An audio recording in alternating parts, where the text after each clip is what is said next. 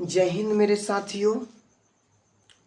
तो जैसे कि मैंने वादा किया था और आपसे बताया था कि एक नए वीडियो में फिर मिलेंगे, तो वो मेरा वादा पूरा हुआ है ना। आपसे वादा किए थे तो वो मेरा वादा मेरे भाई पूरा हुआ।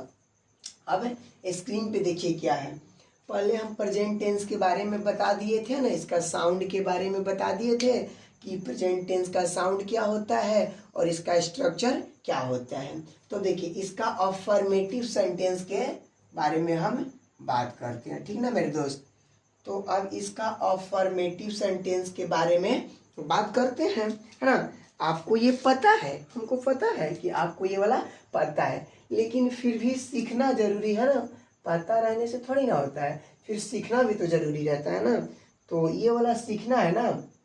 देखिए अफर्मेटिव सेंटेंस का हिंदी जान ले कि सकारात्मक वाक्य होता है, ठीक है। तो ये बनेगा कैसे, इसका स्ट्रक्चर हम बहुत पहले ही लिख चुके हैं ना। इसका स्ट्रक्चर लिख चुके हैं, सब्जेक्ट प्लस V1 या V5 plus object plus other word, ठीक ना। ये वाला इसका स्ट्रक्चर पहले एक वीडियो में मतलब कि हम बता दिए हैं। अगर नहीं देखे हैं तो वो वीडियो जाके देख लीजिएगा, ठीक है। तो चलिए हम यहाँ से स्टार्ट करते हैं कि ये वाला कैसे बनता है, ठीक है। चलिए मैं है ना खाता हूँ। देखिए मैं खाता हूँ तो पहले आपको इसमें सब्जेक्ट को चुनना है ना।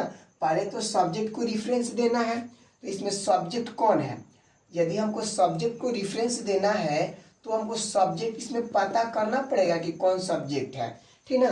तो सब्जेक्ट तो इसमें है ना मैं है, तो इसका मैं का इंग्लिश क्या होता है, आई ना होता है। यहाँ पे लिखिएगा आई, ठीक। अब देखिए आई इट है ना, आई इट, ठीक ना। आई इट बन गया, कितना आसान था। अब देखिए ये वाला जो है ना, ये तो सिंगुलर है ना। ये वाला क्या है, सिंगुलर है ना। लेकिन वर्ब जो है वो प्लूरल है। किसी किसी के साथ में ना कुछ अपना एक कि मतलब कि एक थोड़ा सा कोई जेन्युइन केस होता है, कोई रूल होता है, उस कंडीशन में ऐसा होता है, लेकिन सबके साथ तो नहीं होता है। चलिए देखिए तुम आम खाती हो, बोल रहा है कि तुम आम खाती हो, ठीक ना। इसको कैसे बनाना है बता रहा है कि तुम आम खाती हो, है ना। तो इसको बनाना कैसे बनाएंगे, है ना। तो बोल दिया कि तुम आम खाती हो, ठीक है। तो इंग्लिश में ना बोला गया कि तुम, सॉरी हिंदी में ना बोला गया कि तुम आम खाती हो, लेकिन हमको इंग्लिश में ट्रांसलेट कर रहे हैं। मतलब चुटकी बजाते हैं, एकदम चुटकी बजाते यूं कर देंगे, है ना। यूं कर देंगे, हम चुटकी बजाए एकदम क्लीन कर देंगे।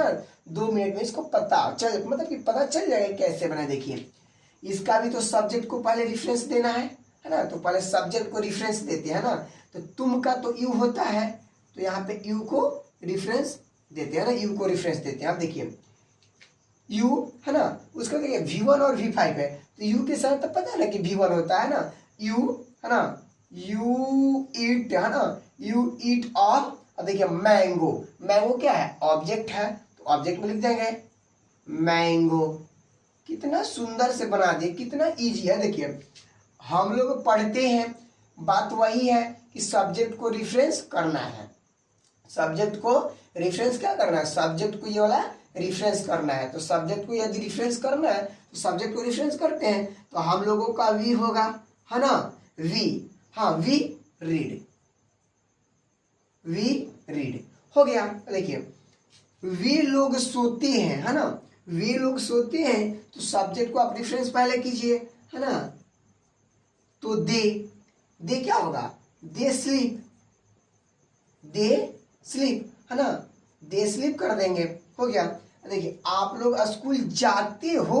देखिए यदि आप लोग का पूछेगा ना कि आप लोग स्कूल जाते हो, तो यहाँ पे बनाइएगा यू गो टू स्कूल। समझ में आया, चलिए बहुत बढ़िया समझ लिए।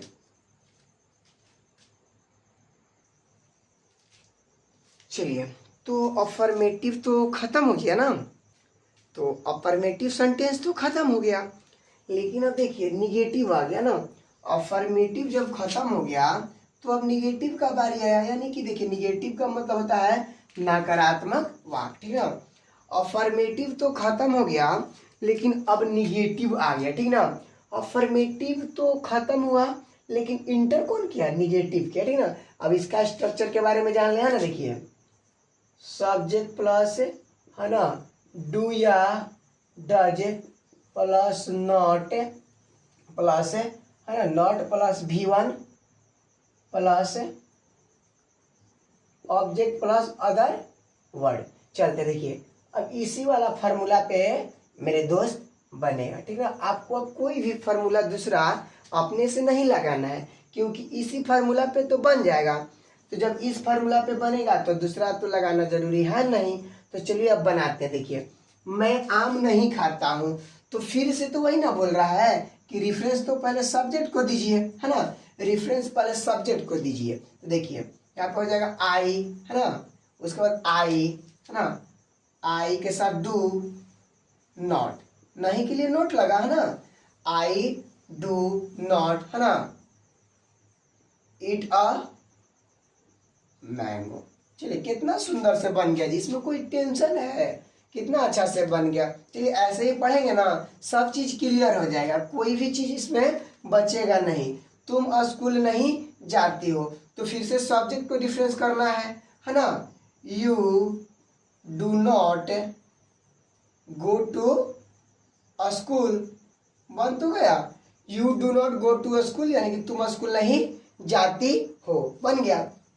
हम लोग खेलते नहीं हैं, है ना, हम लोग नहीं खेलते हैं, है ना, तो वी डू नॉट, है ना, वी डू नॉट, है ना, we do not play, we do not play. अब देखिए आगे आते हैं, हम लोग मंदिर नहीं जाते हैं। ठीक है, देखिए यहाँ पे गलती हुआ है ना, इसको इरेज कर देते हैं। देखिए क्या है, हम लोग मंदिर नहीं जाते हैं। चलिए अब बनाते हैं। You do not go to temple, है ना, you do not go to temple, you do not go to temple. लेकिन सब चीज का बना लिए है ना, इसमें एक नहीं बना, है ना। देखिए डज वाला नहीं बना, तो डज वाला यहाँ पे बना लेते हैं ना। देखिए वह है नहीं नाचती है,